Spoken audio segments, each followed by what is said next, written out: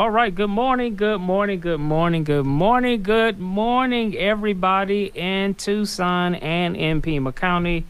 You know what time it is. It is the Fresh Start Show with Dr. Holt, and my co-host Tom Cortez is in the building. And listen, we have a special guest, and we are not going to waste a lot of time, but let us get our shout out. We are 1 week away from the largest public safety event in the city of Tucson. You know it, Fresh Start Expo at the TCC, better known as the Tucson Convention Center. We got the courts. We got city courts. We have the Superior Courts. We have Justice Court, Juvenile Courts. And we have a county attorney's office, public defender's office, city attorney's office. I mean, we going deep, y'all.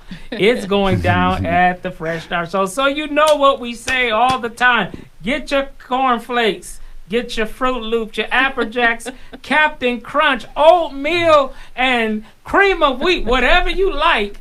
Get your coffee and mocha latte. It's the Fresh Start Show, and it's going down right now. Meet us or beat us at the Fresh Start Expo, October 21st, from 9 a.m. to 1 p.m. It's going down. We got felony-friendly employment. We got free phones. We have haircuts. We got interview clothes. We're going to be helping people with felony backgrounds to seal their record. We're going to be helping people with felony backgrounds get employment, get housing. I mean, you name it. You don't want to miss it. It is restorative justice / Disneyland. It is the best way we can describe it. It brings joy, fun. Yes. I mean, it is amazing. And so come out. It's wonderful. As our guest says, Laura Conover, she says that this is her favorite day of the year. I don't know how we beat Christmas. You guys are going to have the answer to that. But it's just amazing, and it's going down. And so we're ready to put some smiles on people's face. We're ready to impact families. We're ready to bring restoration to our community. And this is it. This is the way how we really do public safety. It's not arrests and convictions. It's about really giving people education, rehabilitation, helping them to address mental illness, behavioral health, substance abuse with their addictions, all what we need to do to help people to get stabilized so that they can have a fresh start. Well, listen, without further ado, not only is she our county attorney, but Laura Conover is my friend. We go back knowing her from the public defender's time, working on some restorative justice opportunities with Joe Fineman back in the day. I am so honored, so happy to have finally got her to get her schedule lined up with us. So she came in. She worked hard in the paint. She was at a previous show with Bugmaster, so she with us now. She stayed and didn't do lunch, y'all. Just to let you know, she really loves us. But we're so happy to have her with us. And welcome, Laura Conover. Thank you so much for having me. This is my lunch. This is my nourishment. And Jesus forgive me, his birthday is, of course, most important.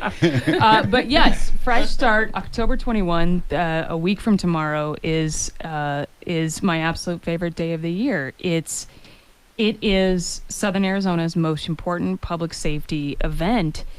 And as you've said best, Dr. Holt, it's like a dopamine shot, right? It is literally the feel-good vibe of the year because everyone who comes is a little bit nervous to start, but they're ready, and then they are welcomed like a warm hug, right? And wrapped around with all the services they need, including childcare. Yes.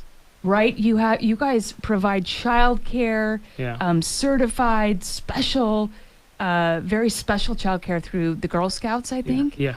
And so the parents are free to get the attention and focus on their fresh start that they need. And I'm just so humbled to be a part of it. And joining me today, I want to say, is our communications director at the People's Office, at the Pima County Attorney's Office, Chandrea Thomas. Hey now. Very happy to have her in the studio with me.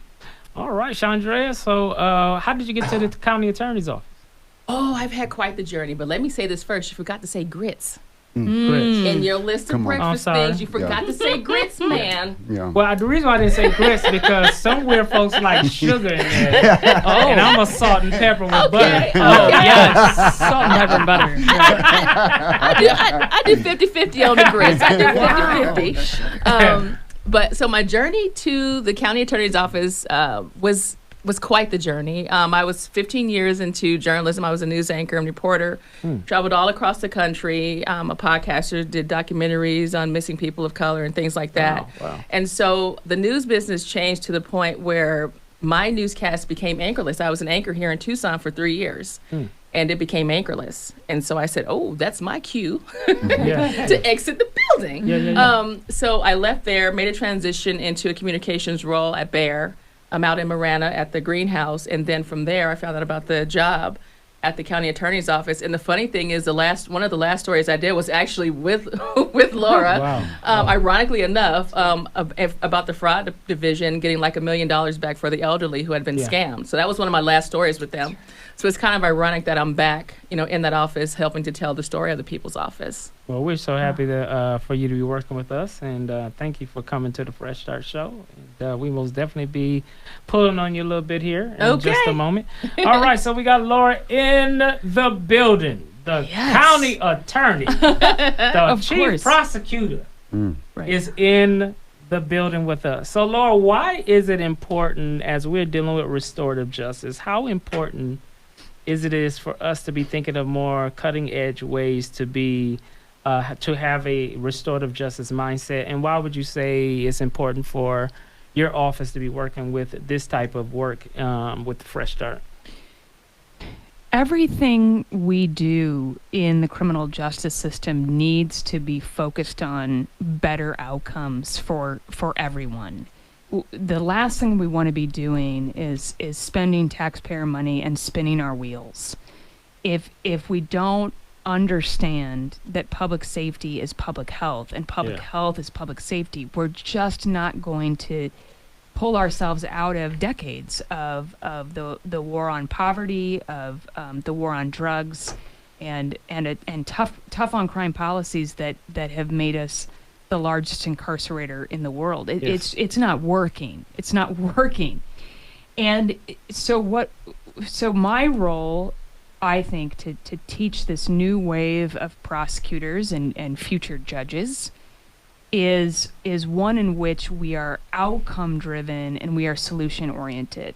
When someone needs to be held accountable for causing harm, we want to restore victims to as nearly as whole as possible, and we want people to overcome the place in which they cause that harm. We want them to have opportunities to rehabilitate and restore themselves so that when they come back out, which they do, 48,000 people come back out of the Arizona prisons every year. When they come back into our communities, we want them happy and healthy and ready to hit the ground to succeed. Otherwise, what is the point of anything the criminal justice system is doing? And Fresh Start is like a breath of fresh air, right? It's literally the one-stop shop where we're telling people, come, it's safe, and come get that restorative day to get your feet back on the ground and be healthy and happy back in our community. Wow. We know that it would be impossible for us to be able to do what we do at the level that we do it without having prosecutors at the table as we do this work. So let me flip it and be the devil's advocate. A lot of times people feel when we're talking about restorative that we're weak on crime. Right? Oh, y'all some punks. Y'all just let people do whatever. Can you talk in a little bit of that? Because there's a double-edged sword, right? There's some people that's like, hooray, Fresh Start, restorative justice. But then you got the other side like, you got to just let criminals do whatever. You need to lock them up. Our streets are not safe. Real public safety is putting shackles and handcuffs on people and having convictions at an all-time high. Can you talk a little bit on how this work could be a really heavy lift and has a double-edged sword? I can. And I sympathize with those who are coming out of decades on decades of having that reflexive action. Yeah. You know, when violent crime goes up, which it did during COVID, the reflex has always been to sweep the streets and lock everyone up. And the problem, of course, is that that's gotten us nowhere. That's made us less safe and less healthy because especially for those who are not an ongoing threat of harm and get swept up into that, they come out in far worse shape than they went in. And we're literally degrading the quality of our community and of our lives here. I hear people, they have righteous questions. They say, aren't you pampering people? You know, we just got that question last hour. Yeah. And here's what I want to tell you about the restorative justice adult program that we're launching right now, that we're piloting right now. Frankly, in the normal quote unquote court system, a defendant is often shielded from having to truly take personal accountability for the harm they've caused, right? And we've established protections and constitutional rights, and all of that is critical. Yeah. But that sort of right to remain silent often ends up being an obstacle from real healing between someone who's caused harm and someone who's been on the receiving end of that harm. In restorative justice, when a victim so chooses, they are empowered to choose, and they want to enter into a restorative justice practice, they have the ability to ask, why did you do this to me? Why did you cause this harm? What was going on? And the accused has to get down to brass tacks. They have to own up to the harm they've caused. They have to open up to that process. And that's the opposite of pampering, right? Right? Who among us wants to go right? Who among us wants to go back to our worst day and open up those wounds and look back with guilt and chagrin? But that's how we get to healing. That's how we get to healing. Awesome. And I'll let Tom chime in a little bit more on this. But I talked about it on one of our re-entry calls. It was kind of quiet, but we're not scared of nobody, so we're going to challenge you. Yeah. About not you per se, but I'm concerned about our county jails. We used to look at county jails as we need alternatives to incarceration because of bail reform, right? We got too many people sitting in jail, can't afford counsel for months and months. They lose their house, they lose their job. But man, now it's like, no, we need alternatives to incarceration because you might not live through going into custody. I mean, we're having so many unnecessary, unexplained in custody deaths in jail. And Tom, you kind of like more of the expert on that. What is some of the latest we've seen? Well, it just came out on the news that a multi-million-dollar lawsuit has been filed by one of the families of the deaths in the county jail. And, my question to Laura earlier was, do you have to defend that? And how difficult would that be? And, being somebody that has spent a lot of time in the county jail and knowing the failures because of the mindset in the county jail, that difficulty, and I empathize, I sympathize, but how do you do that? Right. I appreciate that question, Tom, and I'm glad you brought it up. I am in a very complex system. Arizona has a bit of a strange system. No surprise, we do everything right a little bit oddly. Yeah. And so I'm not a DA, and that's what most people are accustomed to, and that's we were raised on Law and Order, right, on TV. Yeah.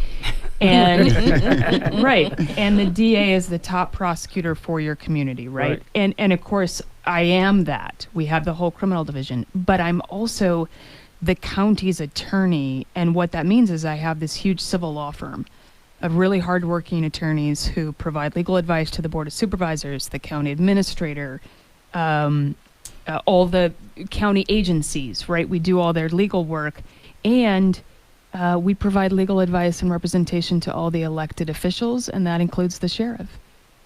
We are their law firm, And it puts me in a really strange place and on a tightrope. I am obviously deeply concerned that to the extent I play a role in advocating for anyone to be held in there, because I believe they're an ongoing threat of harm, and until we can address that, they've got to be in there. It's also it has to be a safe place. Yeah. It has to be a safe place, and that's a challenge that the whole county needs to be tackling, and the whole community needs to be tackling. What I've been advocating for the last several months is what I'm calling the last door.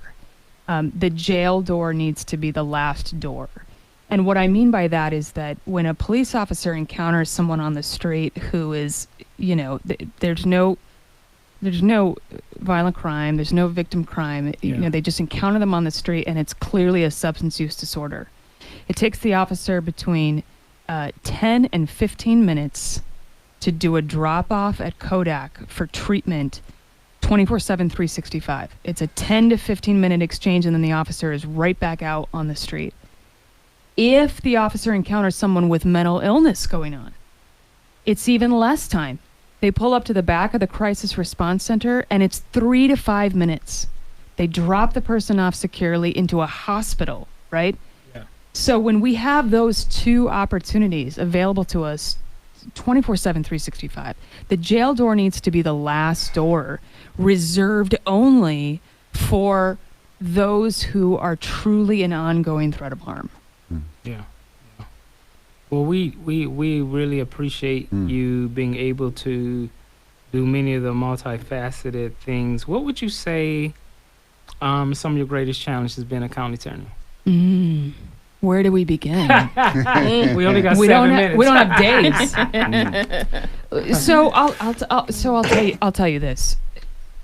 Coming in as a new administrator, coming in from outside the agency at the height of COVID, before the vaccine, during a homicide spike, during a domestic violence spike, during a time in which just the whole country was really suffering at the core of our souls, right? We were all so stressed and full of fear and anxiety, righteously, and loss. And grief and loss. Yes, Who among us didn't lose a loved one? Yes. And those were tough days. And so what I can say when I think about the challenges, I think one of the toughest challenges was that we were just in constant reactive mode, that we were just overwhelmed with crisis after crisis, and doing everything we could to hold the line against that, like every agency was. And in the last 6 to 9 months, we've had that chance to start being proactive and getting into the places and spaces and building the programs that we wanted to from the start. And that's been a dream come true. And we're a week away again from my favorite day. I tell you, I mean, those 2 days saved me. Those first two, that first in October of 21 and again in 22 was like a day of pure joy. And you said the word save. So what did you mean by that? Well, we were all certainly in dark times. We were sort of civil servants and public safety people trying to do the most difficult work in the most difficult times. And I think everybody in the building was just trying to put one foot in front of the other. And so to get a whole day like that down at the TCC, filled with music and good people, and putting our feet, as I've said, into the waters of prevention, right, and trying to prevent harm instead of just being on the constant receiving end of harm, was game changing for us. Awesome. Yeah. Tom, anything you want to throw in? Yeah, I'm going to tell you, just for us and for our population, it is so refreshing. I mean, every prosecutor I've ever gone before does not speak in this manner. And one of the questions I had for Laura a long time ago was, how hard is it to get people on board with this attitude toward restorative justice? And for me, this is so refreshing to hear this, bro, because there's people in prison listening to this right now saying the county attorney is on the Fresh Start show talking about restorative justice, right? for us, that's a win that we couldn't write ourselves. Well, Tom, that means it means a lot to me again, because if people in prison again who are about to come out and be back home in our communities and in our neighborhoods and working in our economy, God willing, right? Yeah. They need to have hope, right? We don't want devastated people coming back out lost. We want people to have hope and to have resources to get going again. And that makes me think of all the employers that come to Fresh Start that understand that they're about to hire a unique, loyal, hardworking, committed employee when they make those second chance hires. Amen. But Tom, to your point, when we started training internally on our new restorative justice program, the feedback from our people, from staff to attorneys to prosecutors, was incredible. I was, Tom, to your point, I was a little nervous, right? We're engaged. We're bringing in policies that have been tried for years now across the nation, but it's really new to Arizona still. And I was nervous, but they were so receptive, and I think they realized this was a chance to help victims in a way that they've never had access to. Amen. And and that certainly fills me with hope about where we're going with all this. Totally awesome. Chandra, anything you want to throw in, being a communicative director, and what's been... For me, I think it's important for people, and I'll say this too, from my experience as a journalist. I think a lot of people, unfortunately, and it's something that still needs to be worked on, is their relationship with law enforcement and how comfortable they are with things. I've had people say things to me in interviews and things like that they would not say to law enforcement. And it's about the comfort level. It's about building that relationship and understanding and all of that. I just think that's so important for people to understand. And it's also probably a big reason why people have warrants and they haven't had resolved them and things like that, because they're afraid of being arrested or whatever the case is. But they can go to this event and just have a sense of ease in knowing that they can get their stuff handled. Or at the very least get something started on their process. So I think just in general, that helps with healing people in the community as well. Not only are you talking about people getting out, but you're talking about the people that they're going to. They're going back to their families. They're going back to all these things. They have to find some place to live. Some places won't accept you if you have a record, right? That's right. So you have to think about where you're going to live. And then if you live with your family, they need to see, your positive side of things, right? So you have to have that, just growth and understanding of healing part of it. And it is just not the person, again, getting out of incarceration, but the people that they're going to be around when they get out. Awesome. Listen, it's been great, guys, having you. I told you time go by really, really quick. It does. So in the next 30 seconds, Laura, what do you want the citizens of Pima County to know about you that's not the county attorney? What is something that's interesting about you? I know some stuff, but I'll let her tell it. We asked the wrong You got person. 30 seconds. Tell us something that we don't know about Laura. Oh, wow. Oh, my goodness. Well, so Chandrea's thinking about music. Yes, I love all kinds of music, but I'm named for the jazz standard. So if you go back to the our serious jazz age, my family was in Kansas City.